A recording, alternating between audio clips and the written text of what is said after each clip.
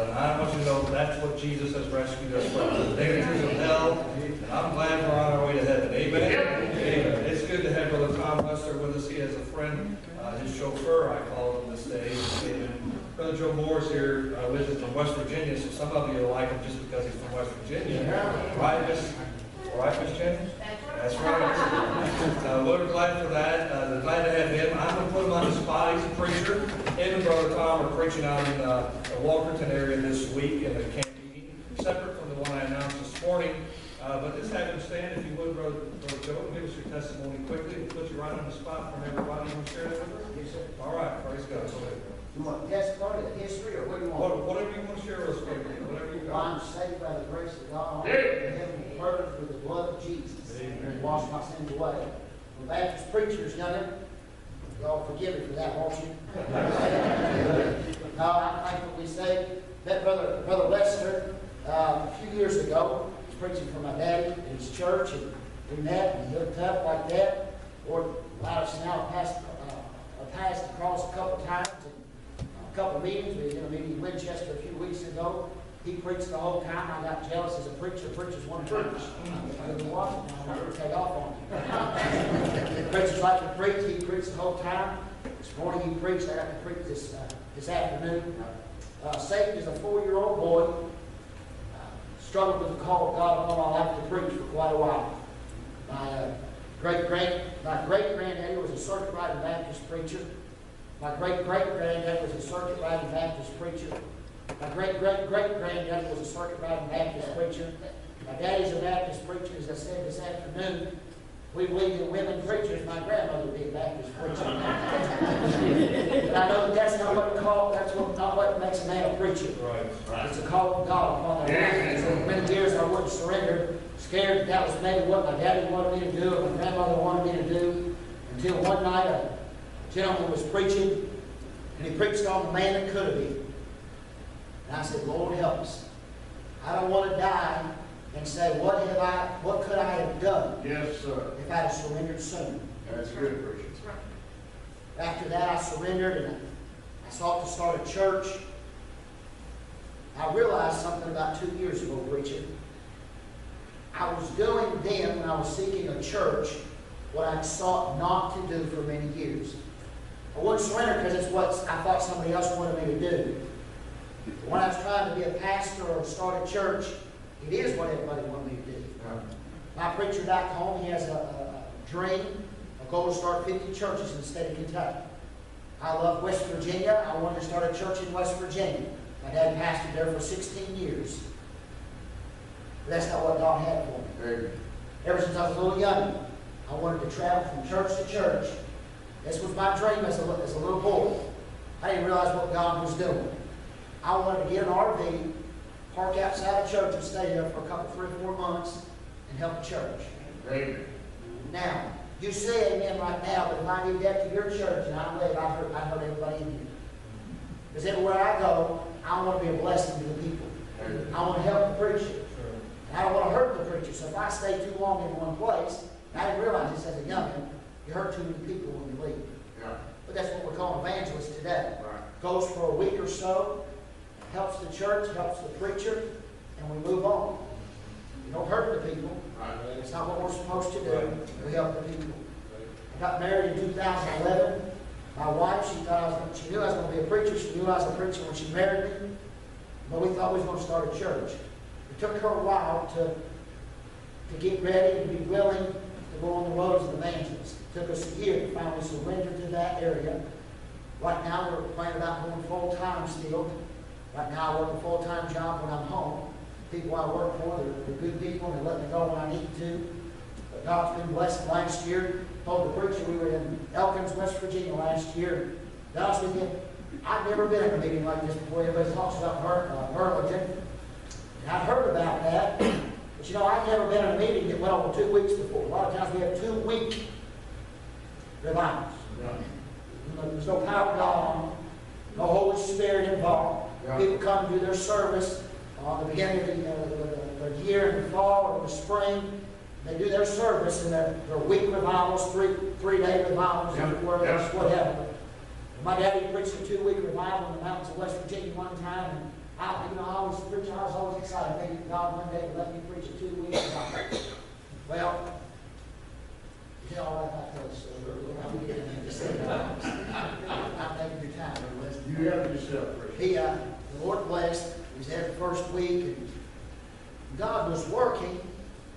But as Brother Leslie likes to say it, and I think it's a good illustration, a good way to say it, meeting hadn't broke loose. People were still, they was coming because it was a meeting they're supposed to come to. On a Thursday night, I called back home. I was trying to get some insurance things together for a meeting I was supposed to have in Winchester last year. The insurance fell apart for a misunderstanding. Supposed to have 2 meetings, went back to back right after that meeting, and they just fell apart. But God was in it. The preacher there said, well, he walked across the field and came by and said, the gentleman that was with him said, well, since your meeting got canceled, you want to stay another week? I said, well, preacher, I believe in pastoral leadership. Whatever you say, that's what I'll do. I'm here to help you. So we stayed another week. That Saturday, one person got saved at that point, preacher. A little girl on Thursday afternoon. I'm sorry, two. And a gentleman, 34-year-old gentleman, having trouble. That's a story of itself. On Saturday, still sitting there at the tent, I say a tent brings out all the crazies. I had people tell me that they could heal me, they could heal this person, brings them all out. Yeah. Brings them all out. Yeah. Had a fellow walking by, my father-in-law was sitting there, asking about his soul, misunderstood about salvation. He said he'd been saved, but he'd been saved from of an accident. Something was he was going to die, and God saved his life, but he never saved his soul. Yeah. He got saved Saturday afternoon. We were supposed to be gone. We were supposed to be there. We preached Saturday night. Long story, headed down the road, came back Sunday night to preach again, preacher.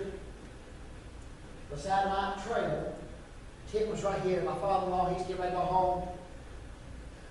This gentleman walked around the back of my trailer. Never seen the man before.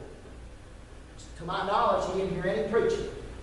But he came around the back of my trailer and he started saying, I gotta get saved. I gotta get saved. I gotta get saved. I gotta get saved. Because we were there an extra 2 days. That next week we stayed over, and Thursday I went and helped the preacher get some business taken care of real early in the morning, 4 o'clock. Met him at his house, and I preached on soul winning.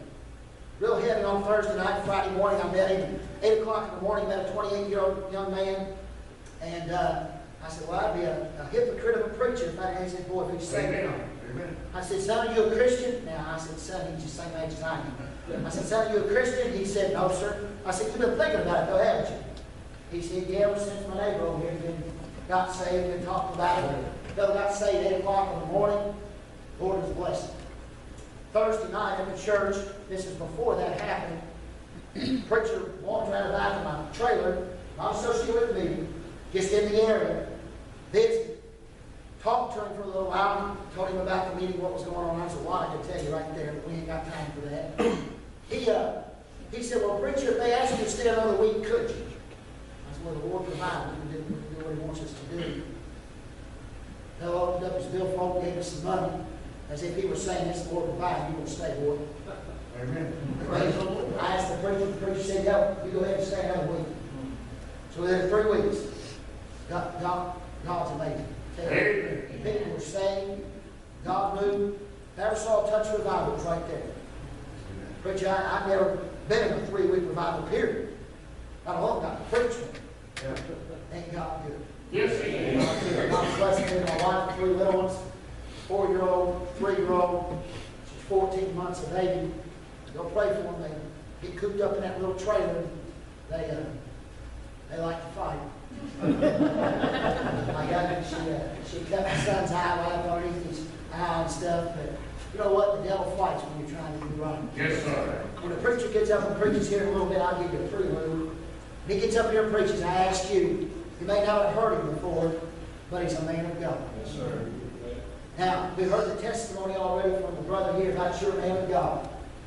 I ask you, you don't know me from Adam, I don't know you, so we're all right here, to listen to this man as if he's your beloved pastor. Because he's preaching the same book. Yes, sir. Amen. That's what counts. Yes, sir. The messenger may be different, but it's the same old book. That book can change our lives. Like Yes, his sir. words can change our lives. Absolutely. If we just let it do it. Just let it do it. I appreciate you letting me say something, preacher.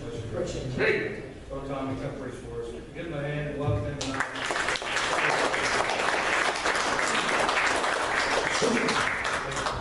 Thank you, Preacher. Good to be here. Amen. Don't you like these young preachers got some fire about them? Amen. Now, you ain't heard him preach. I mean, he preached, okay?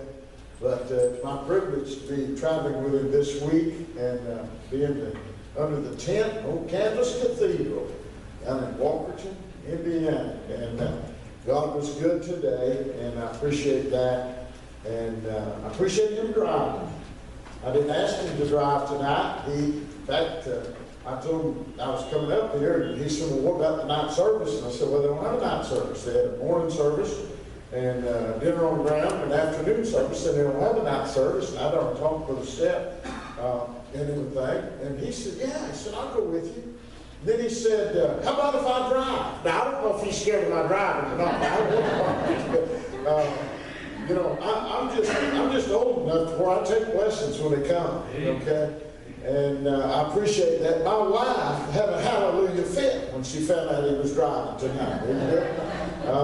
The kids used to say when mom drives, dad sleeps. When dad drives, dad sleeps. So, I mean, you know, my reputation had preceded me, I guess. But just tell you a little bit about me. I'm just a sinner saved by grace. Amen. I'm nothing. I know I'm nothing. Don't have any problem with that, okay? Unless the Holy Ghost of God comes tonight and touches me, I'll be a sounding brass and tinkling cymbal. But I pray that the anointing of heaven would fall on me tonight. And I'm going to preach on the subject tonight that we say we believe, but we treat it very, very lightly. It's kind of like fasting, you know? I mean, that's a Bible procedure. You understand that? That's Bible doctrine, okay? And we say we believe in it, and I don't want you to raise your hands or anything, but when's the last time you got serious about something and fasted? And you know, preacher, I've been wrestling with this. I used to fast a lot. I'm a diabetic now, and I've got some other health problems, and I can't miss a meal, okay? Because then it throws my medicine off and all this kind of stuff. And it really did bother me. And God said, I tell you what you can do. You know that little piece of chocolate you eat at night and everything? You can just lay it aside and we'll consider that a fast. You say, preacher, that ain't a fast. It may not be what you do, okay? But we treat the subject that I'm going to preach on tonight about like we do fasting, okay? It's a subject that liberals and agnostics avoid. It's a subject that will bring revival to a church. Now, I don't know about you folks, okay? I know a little bit about your preacher. But I'm one of them old-fashioned country boys that believes the God of heaven can bring revival to America, okay? But let me tell you something. It's going to happen one person at a time, okay? And I believe God can save America. I mean, I serve the God of Abraham, Isaac, and Jacob. I serve the God that rolled back the Red Sea. I serve the God that rose from the dead. I serve the God that wrote this book. I serve the God that spoke this world into existence. That's the God I serve. And the subject that I'm going to preach on tonight will bring revival to a church. I'd like for you to turn with me, if you would, to the book of Luke, chapter number 16. Now, if you're familiar with the Word of God, you'll get some kind of an idea of where I'm going, okay? But in Luke chapter number 16, beginning in verse number 19, we have a story. Now, this is not a parable, all right? We had parables in chapter number 15, the parable of the lost coin, the parable of the prodigal son, and all of that. This is not a parable, all right? First of all, it's not called a parable. And this is Jesus talking, okay? I mean, if you've got a red letter edition, you can see that. But this is Jesus talking, okay? And he began to tell this story. Another reason I know it's not a parable is not only because Jesus didn't call it a parable, but it has named people in it. Right. These were literal people that lived back in that day. So now let's pick up the discourse in verse number 19, and I'll read down through the end of the chapter. The Bible said there was a certain rich man which was clothed in purple and fine linen, and fared sumptuously every day. And there was a certain beggar named Lazarus, which was laid at his gate full of sores, desiring to be fed with the crumbs which fell from the rich man's table. Moreover, the dogs came and licked his stores. And it came to pass that the beggar died, and was carried by the angels into Abraham's bosom. The rich man also died and was buried. And in hell he lifted up his eyes, being in torments, and seeth Abraham afar off, and Lazarus in his bosom. And he cried and said, Father Abraham, have mercy on me. And said Lazarus, that he may dip the tip of his finger in water, and cool my tongue, for I am tormented in this flame. But Abraham said, Son, and you know what, preacher? The Lord just showed me this. I believe this guy was a Jewish guy. Because Abraham said, Son. Okay? Remember that thou in thy lifetime hast seen us thy good things, and likewise Lazarus evil things, and now he is tormented, or he is comforted, and thou art tormented. And besides all this, between us and you, there's a great gulf fixed, so that they which would pass from thence to you cannot, neither can they pass to us that would come from thence. And he said, I pray thee, therefore, Father, that thou wouldest send him to my father's house.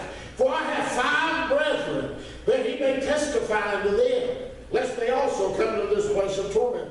Abraham said unto him, They have Moses and the prophets, let them hear them. And he said, Nay, Father, another hint that he might be Jewish, okay? And he said, Nay, Father Abraham, but if one went to him from the dead, they will repent. And he said unto him, If they hear not Moses and the prophets, neither will they be persuaded, though one rose from the dead.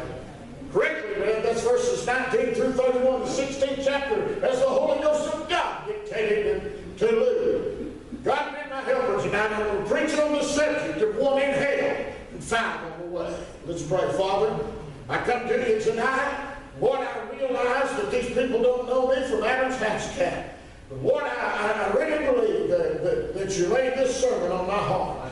God, I pray that you'll help me to deliver it the way that you would deliver it if you were standing in this pulpit tonight. God, I'm excited. I'm absolutely beside myself about what's going on here. And I pray, God, that you'll help First Baptist. I pray that you'll help Brother Steph. God, I pray that you'll give him wisdom. The Word of God said, if any man lack wisdom, let him ask God to give it freely and upbraideth not. Oh, God, I know on a daily basis, he says, God, what are we going to do here? Lord, help me there. And God, I pray that you'll help me. And I pray that you'll help this church to follow him as he follows you. Now, God, I pray that you speak to anybody's heart that might be in the auditorium tonight, and they do not know if they were to die this second, they'd go to heaven. Now, Lord, I realize I'm preaching to the choir tonight. I understand it's a Sunday night service, but there's still a good possibility that somebody in here, they've got everybody fooled, but they know they're dying and on their way to hell. God, I pray that you'd save them tonight. I pray, God, that you be with that one that might be in a guilty distance. Lord, they're backslid. Lord, they know they're saved. No doubt about it. But God, they also know there's sin in their life. I pray you'd speak to them. Then, dear Lord, the folks that are trying their best to serve you, and Lord, they're just looking for something tonight. God, I need your Holy Ghost to fall upon me. God, they don't need to see me. They don't need to hear from me. They need to hear from heaven tonight. God, we need fresh bread from the oven of heaven tonight. I pray that you'll send it down the pipeline. I pray, God, that you'll bless and work. Walk up and down these aisles and in and out of these rows. God, touch every heart. The auditorium tonight. We'll thank you. Give you praise and honor and glory for everything you're going to do. Make our prayer in Jesus' name. I know he's worthy. Amen. God be my helper. I'm going to preach on one in hell and 5 on the way. Now, I do not have time to give you a discourse on hell tonight, but hell is an awful place with awful punishment. It has an awful population. It has awful pleas for help. It's a terrible, terrible, terrible place that none of us want to go to. I hope nobody in here is going to hell tonight, okay? But let me tell you something. There is nothing on the face of this earth that compares to hell. There's not a fire,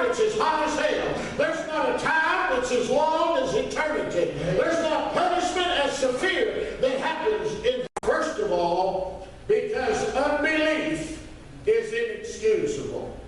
My Bible says in John 3:36, he that believeth on the Son hath everlasting life. And he that believeth not the Son shall not see life, but the wrath of God abideth on him. Okay? And there's a lot of people trying to get to heaven a lot of different ways. But if I read the Bible correctly, my Bible says Jesus said, I'm the way, the truth, and the life. No man cometh unto the Father but by me. But there's no man cometh unto him unless the Spirit draw him. Okay? You say, preacher, I've done some bad things. Honey, you can't tell me anything about bad things. I was raised up on the streets of Atlanta, Georgia. I grabbed for all the gusto I could for 25 years. I could drink a fifth of liquor and walk a straight line. I can't tell you how many times I got pulled over. They smelled the liquor on my breath. I drank a fifth of liquor and I could walk a straight line. I could blow up a balloon after drinking a fifth of liquor. Honey, I was good at it. Okay? I knew what I was doing. But I don't care if you drink like a fish. I don't care if you smoke like a freight train. I don't care if you use all kinds of illegal drugs or prescription drugs. I don't care if you cuss like a sailor. I don't care if you murdered somebody. I don't care if you're a dope pusher. I don't care if you're a harlot. I don't care. That won't send you to hell. What will send you to hell is not trusting Jesus. That's it. This rich man went to hell, Brother Jerry, not because he was rich, not because he fared sumptuously, not because he may have ridden in a gold-plated chariot, not because he may have had twin stallions in his stable that were white and bridles made of gold. That's not what sent him to hell. What sent him to hell was the fact that he never trusted Jesus Christ as his personal Savior. And there's one in hell in this story, 5 on the way, because unbelief is inexcusable. That's right. Paul said he was the chiefest of sinners. He can make that claim because I've not been born yet. I really believe that. Okay? You ask Preacher Moore. That's pretty rough character when I started going shopping. Okay? Let me tell you something. God reached down into His marvelous grace. Yes, sir. And He reached way down for me. Okay? Say, how low were you, preacher? I was lower than snake's belly in the land when God saved me. Okay? I mean, I was lost as a coot in a hailstorm. You say, preacher, how lost is that? Ain't nobody ever found one. Okay? I was lost. Okay? And everything. But I came to Jesus on August the 1st, 1976. God saved me. Amen. All of a sudden, my life changed. My whole world was rearranged. I didn't understand it. Knew no theology. Didn't know what was going on, but I knew something had changed. Let me tell you something. If something hadn't changed in your life, you're not saved. Amen, preacher. Yes, sir. See that scripture? Glad you asked me. 2 Corinthians 5:17, the Bible said, if any man be in Christ, he is a what? All things are passed away, behold, all things have become new. They're going to change. Okay? We got one in hell and 5 on the way in this story because unbelief is inexcusable. Second of all, we've got one in hell and 5 on the way because unbelief is not overturned by a miracle. Look in verse number 28. He said, for I have 5 brethren, that he may testify unto them, lest they also come into this place of torment. Abraham said unto him, they have Moses and the prophets, let them hear them. He wanted something supernatural to happen. I mean, just all of a sudden, now in Kentucky, a lot of people down there, the theology's a little mixed up, okay? And they believe you got to almost see lightning bolts come out of heaven. Is that right, preacher? Okay? I mean, they believe that the building's got to shake, okay? I mean, let me tell you something. That's not how you get saved. And I know a lot of people have been saved from car accidents and airplane accidents and been wounded with handguns and been to war and everything else. And God may have worked a miracle in their life, but that doesn't save you. Okay? Unbelief is not overborne with a prescribed miracle. That's right. That's good. And you know, there's a lot of people, they're trusting in grandma and grandpa. Yeah. Yeah. Yeah. I've had people tell tell me, son, now not many people call me son anymore, I'm getting so, but things like, son, my grandpa donated the property for this church to be built on. Thank God for your grandpa, okay? But you can't ride his coattails into heaven, okay? You say, well, preacher, I've been baptized. Let me tell you something, son. You can be baptized, sodomized, and capsized so many times you never tap over in the creek. Don't you got your first name, you got to go to hell, okay? Baptism doesn't save. Now, it is the answer of a good conscience toward God. It's your first step as a Christian in obedience, but it doesn't save you, okay? Ladies and gentlemen, unbelief is not overborne with a prescribed miracle. Unbelief is inexcusable. There's one in hell and 5 on the way in this story, third of all, because everybody is headed to hell. Say, preacher, that is not nice. Well, I'm not a politically correct preacher, okay? My Bible says in Romans 3:23, for all have sinned. My Bible said in Romans 6:23, the wages of sin is death. My Bible said in the book of Revelation that death and hell are thrown into the lake of fire. This is the second death. Now, honey, I'm real smart, but I didn't fall off the turnip truck yesterday, okay? My Bible tells me because I'm a sinner, I deserve hell. The wages of sin is death. What you get paid for what you did is a life in hell or eternity. Everybody. I got the prettiest little blonde-haired, blue-eyed grandbaby you'd ever seen. And she's 10 years old now. But when she was about 3 years old, I was babysitting her and her 2 brothers. She has an older brother and she has a younger brother. And being the very, very wonderful grandpa I am, I was teaching them the fine art of watching a NASCAR race, okay? And we were sitting on the couch, and I had all 3 of them lined up beside me. And I said, we're going to watch NASCAR this afternoon. They said, okay, Grandpa. And we were sitting there and everything, and all of a sudden, she began pestering her little brother. And he'd say, stop that! And I figured, well, maybe she'll stop.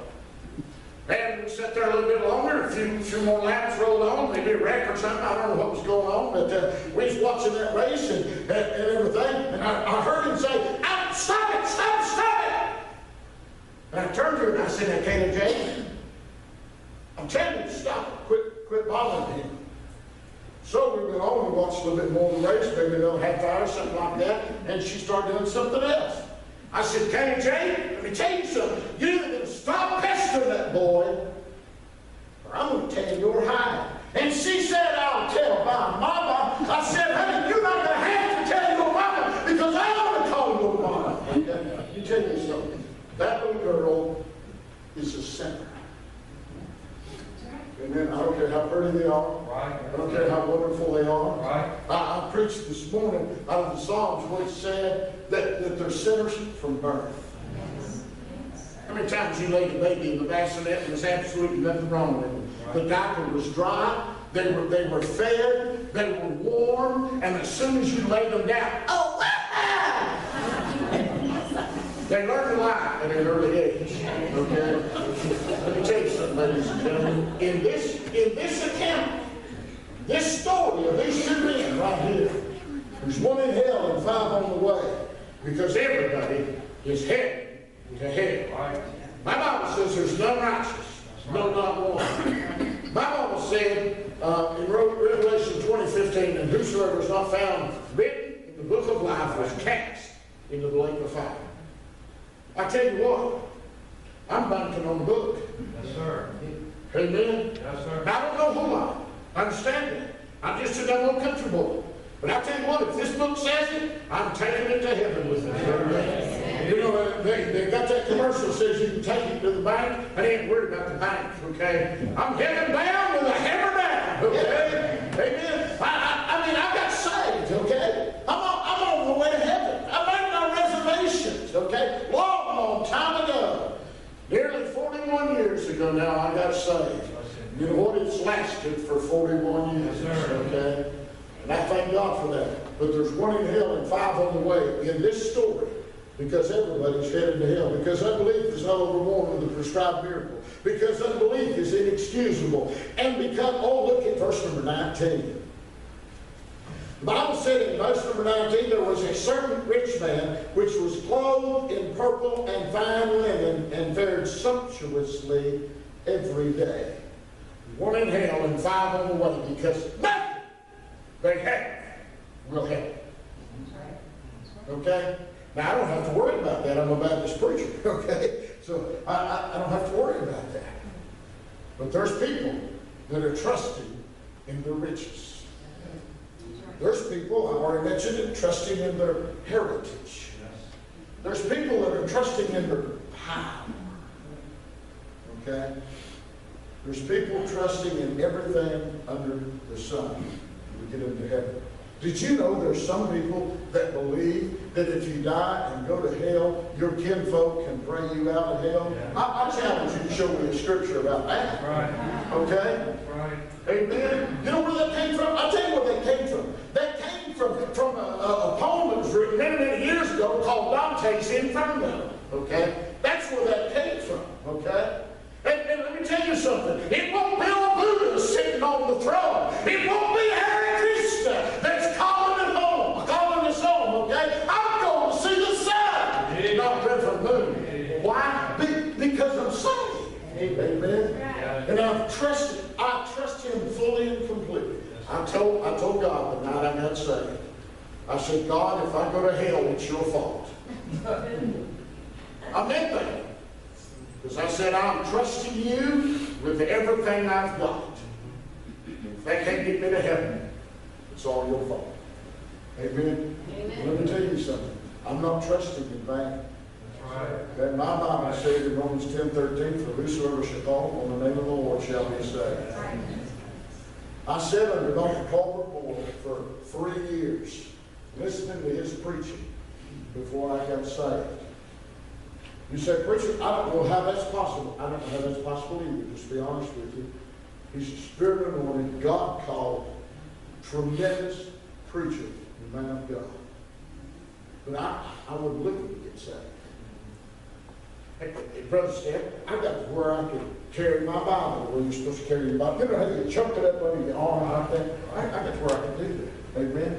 I mean, I got my hair cut. I was a hippie off the streets of Atlanta, Georgia. I had hair down in my belt. Honey, I got it all cut off, okay? I went down to the men's clothing store, and I bought me a pinstripe suit. It was pinstripe with a red pinstripe, a blue pinstripe, and a green pinstripe. Then it started over. I mean, I got to where I could sit in the choir, and I sat on the back row, and I could sit up in the choir and go to sleep and wake up and say amen on cue. I promise you, that's which one. You said, you know what they did for me one Christmas? The choir did? They bought me a box of toothpicks. I said, what for? So I could I was joking. Everybody would know that I was sleeping. Let me tell you something. I never trusted Jesus to be my Savior. Amen. And I came down on August the 1st, 1976. Third altar from the left-hand side. Shiloh Hills Baptist Church in Kennesaw, Georgia. And I realized nothing I had would help. Had a good job. I was knocking down in the 70s about $60,000 or $70,000 a year, plus an expense account, plus a vehicle, plus I flew all over the eastern United States.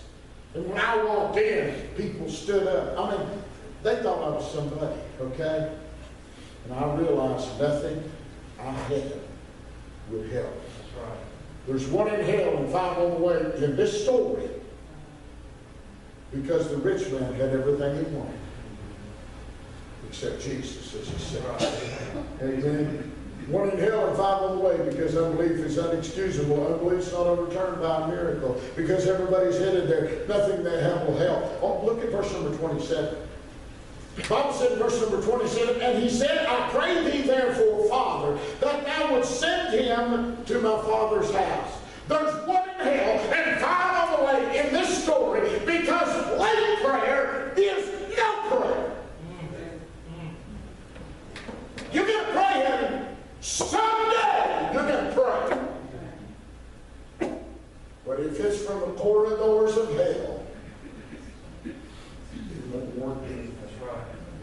This rich man learned to pray. Yeah. Okay? When he started crying out to God, "Well, Father Abraham!" It was too late.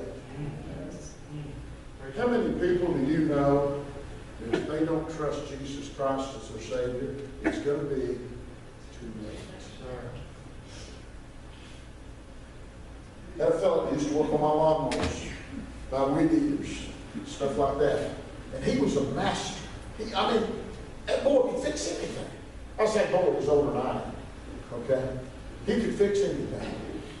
And I talked to him. I'd say, "Eddie, have you ever trusted the Lord as your Savior?" "Well, I've been thinking about it." Now give him a try. I say, "Eddie, if I give you this, will you read it?" "Show will, preacher, show will. Show will." The next time I'd see him, I'd say, "Eddie, did you read that little brochure?" Yeah, I did, preacher, I sure did." "Eddie, have you done that?" "Well, I just ain't right sure."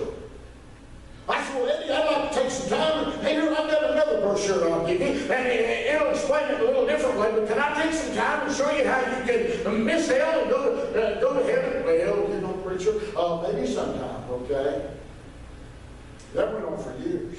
I don't know how many tracts I gave him. I don't know how many times I've talked to him about Jesus. I even preached to him. His wife came to church on a regular basis. He'd come to the dinners, okay?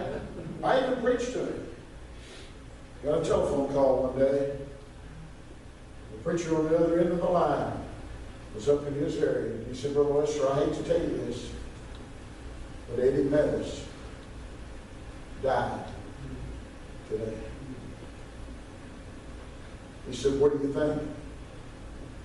I said, "Brother Watson, I think if Eddie Meadows didn't call out upon the name of the Lord, he split hell wide open." I've never been so thankful I was not asked to preach a funeral. He's got a sweet, sweet, wonderful life. He's got a teenage son still at home. He's got an older son that has his own business. Now, I'll be honest with you, I didn't want to preach at funeral. Now, I didn't ask God to not let me preach at funeral, but I was sure thankful I didn't. Those are the tough ones, folks. I guarantee you, Eddie Meadows learned how to pray when he got to hell, but it was too late. You ever talk to somebody that knew somebody that died and went to hell? Their life was never the same. Amen. There's one in hell and 5 on the way. In this story, because late prayer is no prayer. Because unbelief is inexcusable. Unbelief is not overborne with a miracle. Because everybody's headed to hell and nothing they have will help. And look at verse number 28. This is the rich man talking. He said, "For I have 5 brethren, that he may testify unto them, lest they also come into this place of torment." He said, "Father Abraham, you're mad and on their way to hell, and I care, but late care is no care." We may cross that great dividing line in life. There's one drop in everybody's life. It's called death. When you cross that line, it's too late. You better get to where you care now. Yeah, right. I pray in every church I go into that people will get a passion for souls. Sure. I want you to get to the place where you can't walk by somebody without talking to them about Jesus, okay? I want you to get to the place to where it really bothers you. Honey, you eat your lunch every day. You don't know somebody's saved or not, okay? I want you to get to the place to where you order 10 times the tracts you do right now. Why? To give them to people, okay? Everywhere I go, I've got a little card I carry in my billfold, and it says, "Get out of hell free." On the back of it is Romans Road. And I put those in, when you put your credit card in to buy gasoline, after I buy my gasoline, I put one of them in there. Why? The next person who uses that pump has to pull it out, okay? They may throw it on the ground. That's their problem. My responsibility is to tell them. Right. I try never to stand in the pulpit. I don't tell people how to be saved. Amen. You never know.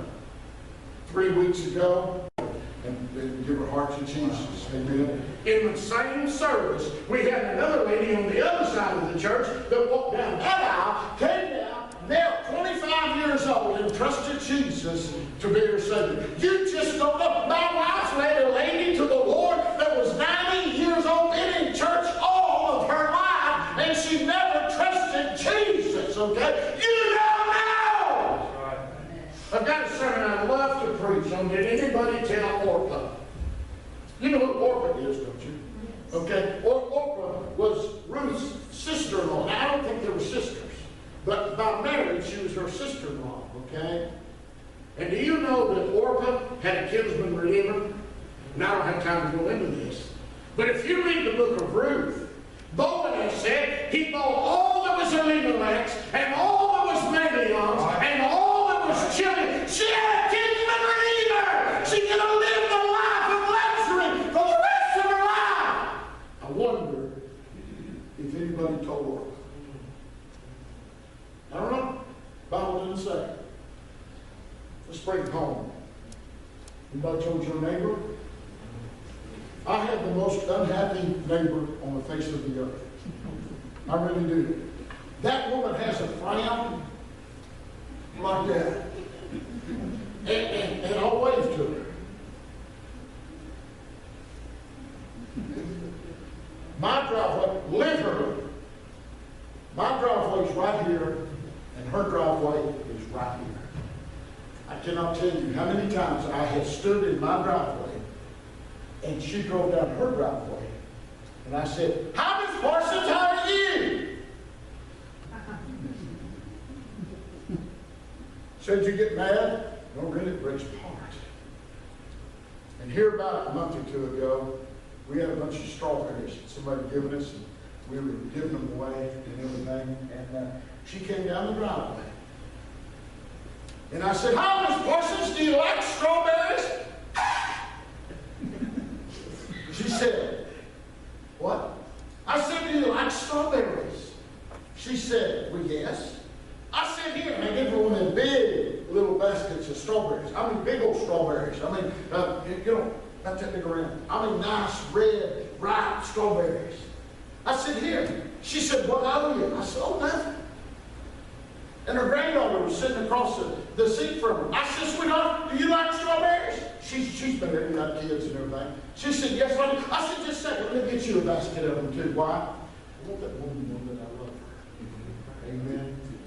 And I want her one of these days to trust Jesus as her Savior. I don't want my care for her to be too late. Okay? I don't have to walk by her casket. Okay? Knowing that I didn't show her that I love her. There's one in hell and 5 on the way in this story, because late care is no care. Because late prayer is no prayer. Because nothing they have will help. Because everybody's headed there. Because unbelief is not overturned by miracle. Because unbelief is inexcusable. And the warnings given are sufficient. Now you've got to be a blooming idiot. If you're driving down the road and there's a barricade across the road and it says, "Bridge out!" You got to be an idiot to run through that barricade. Okay? I mean, you know, I'm not the smartest guy in the world, okay? But I got more sense to do that. That may be the only warning you get. You may fall off into an abyss, into a lake, or a river, or something like that, and perish. The warnings given were sufficient in this story. Look at verse number 29. Abraham said unto them, "They have Moses and the prophets. Let them hear them." We've got 66 books of warnings right there. You can't find a situation you can't deal with out of that book. Amen. And there's one in hell and 5 on the way. In this story, because the warnings given are sufficient. Last of all, because God uses the ordinary to bring about the extraordinary. Verse 30 and 31, and he said, "Nay, Father Abraham, but if one went to them from the dead, they will repent. And And he said unto them, if they hear not Moses and the prophets, neither will they be persuaded, though one rose from the dead. And by the way, let me just remind you that one did rise from the dead. Amen. I mean, the King of Kings and the Lord of Lords laid in that grave for 3 days and 3 nights. Let me tell you something, he came out of that grave, okay? They didn't roll that stone away for him to get out. They rolled that stone away so folks could get in, okay? He rose under his own power. He resurrected himself. You say, preacher, explain that to me. I don't know that I can. But I believe it. That's what the Word of God says. Amen. And God uses normal, ordinary, regular people like you and me to bring about the extraordinary. I was preaching about 2 months ago in Mount Sterling, Kentucky. Nobody knows where that is, but it's about 30 minutes from my house. And I was preaching on Sunday morning. I met the preacher. He'd never heard me preach, and he invited me to come preach. He was going to be on vacation. Now, brother, that's faith. Yeah. Amen. I mean, he heard me preach. I mean, he knew a little bit what she's in for, okay? But this guy hadn't heard me preach. And so I showed up on Sunday morning, and he said, was she nice and quiet and reserved and dignified and everything, just like I am tonight, okay? I mean, that's all I know, honey. I mean, it's cafeteria style. Just hold out your plate and I'll fork it over, okay? All right? And I preached, don't even know what I preached on, don't remember what I preached on, but I guarantee you Jesus was in that sermon somewhere, okay? And I got done preaching, the lady started playing the piano, and I said, if you're lost on your way to hell, just step out. The little 8-year-old boy stepped out and came down the aisle. And I kept looking around and nobody was going to go pray with him. And so I cut the microphone off. And I told the pianist, I said, just play on, okay? And I knelt down beside that little old boy, and he had a smell to him. It was very obvious. He had not had personal hygiene in quite a while, okay? And I put my arm around him, and I said, Betty, what'd you come for? He said, I don't want to go to hell. I took him through the plan of salvation. And bowed. Led him in a sinner's prayer, and he got saved. Amen. Let me tell you something, there's nothing any better, okay, than leading somebody to Jesus. Amen. God only kills a fatted calf for you one time. That's it. So you get in on the celebration a whole bunch of times. Yes, sir. Amen. I preach for decisions. Every time I preach, I expect something to happen. Why? Because I'm using the Word of God. The Bible says that His Word will never go out and return void. I expect it to do something. Right. Amen. But God's going to use you if you'll let Him. Ordinary people. So well, that's the preacher's job. That's not the preacher's job.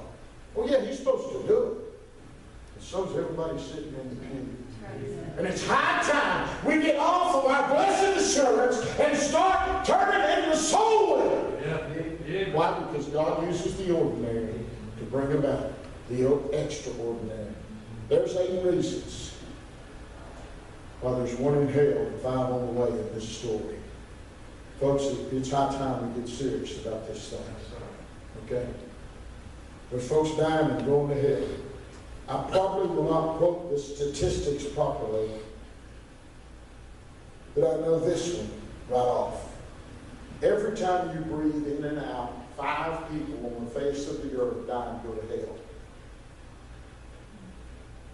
That means that, let's say 1,600 people die and go to hell every hour.